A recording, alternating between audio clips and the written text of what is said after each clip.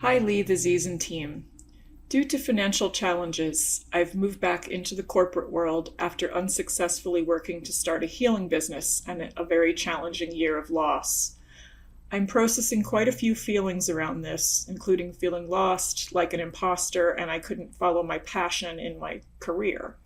I know imposter syndrome was a big topic in Next Level Healer, which truly helped, and I'm so grateful for this blessing of a job and that I don't have to move in with my mom, and financial stability is here, and navigating these feelings of being a failure as a healer and actually questioning myself, abilities, and most important, my direction in this life, especially at this pivotal time in history.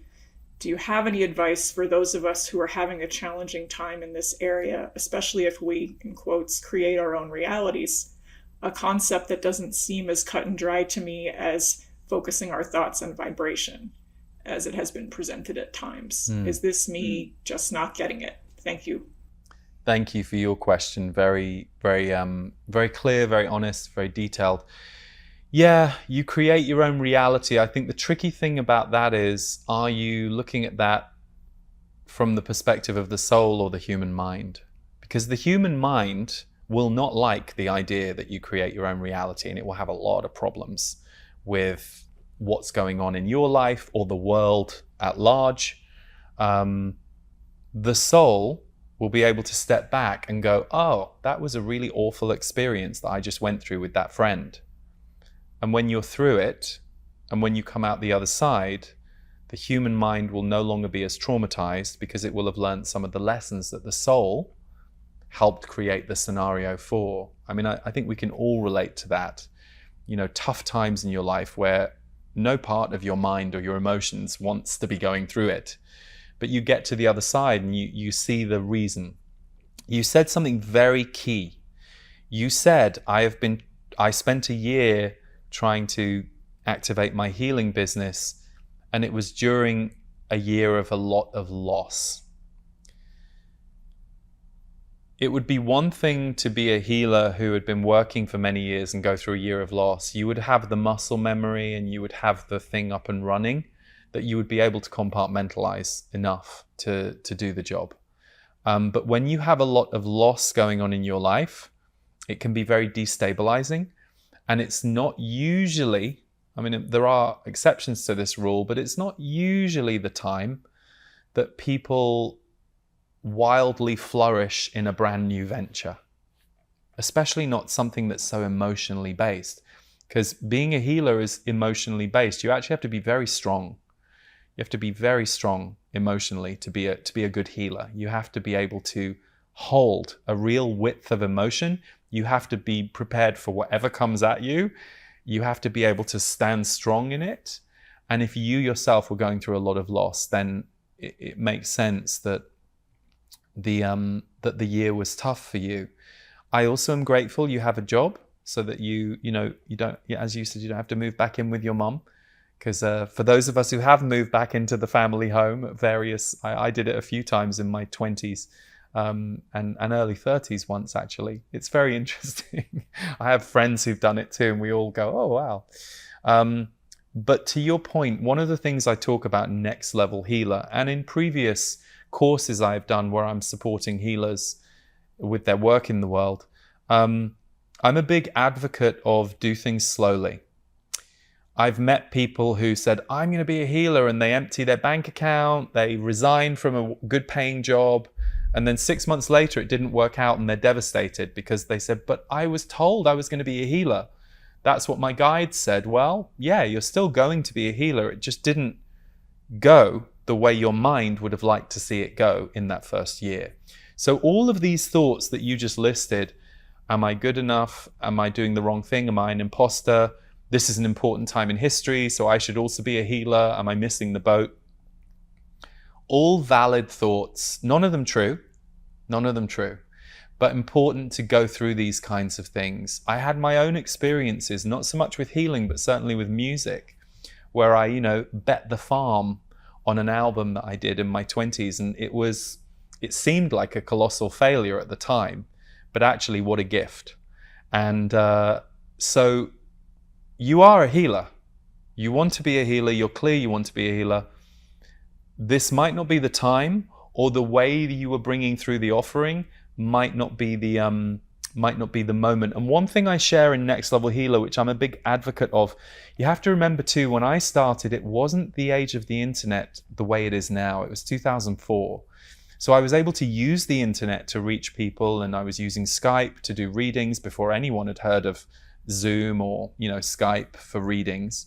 But I started small, and I started locally by putting leaflets out in Brighton in England, where I lived.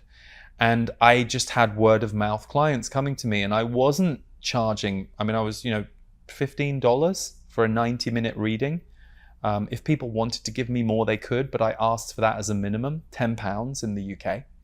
So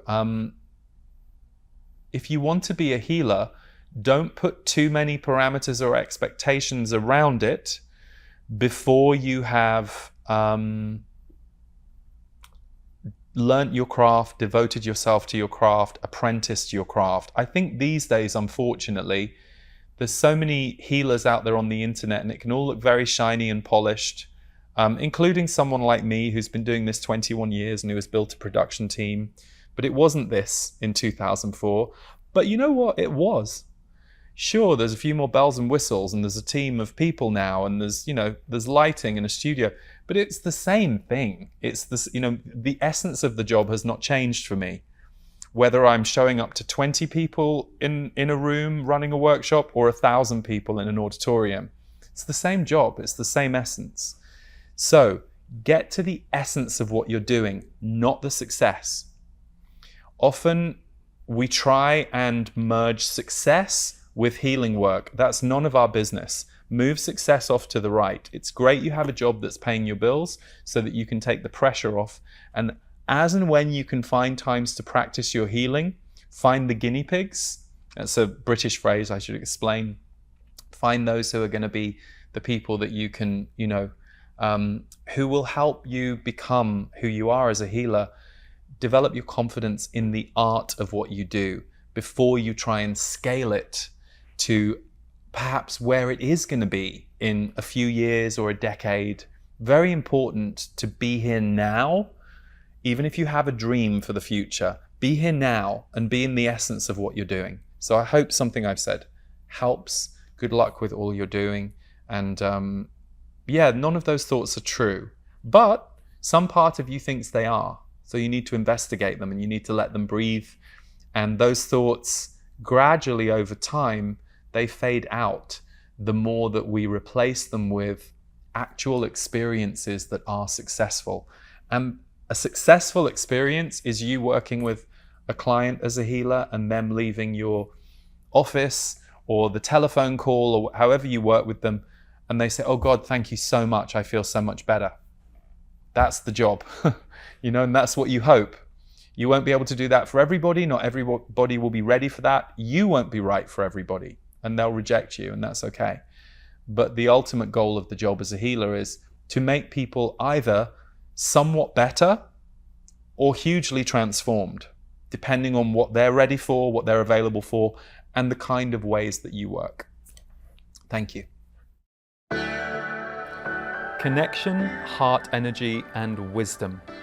3 things that members in my portal community say they receive every single month from the messages, the teachings, and the themes that I offer inside the portal.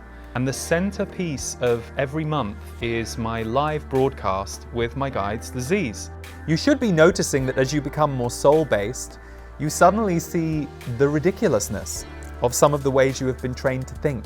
We take questions, we go deep on some of the themes that are showing up that month, and I also get to focus the teachings and the transmission on a much smaller, intimate, and more focused group.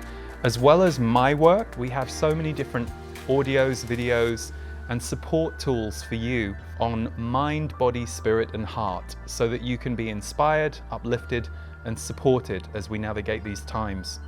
So if you feel called to join us, we would love to welcome you in.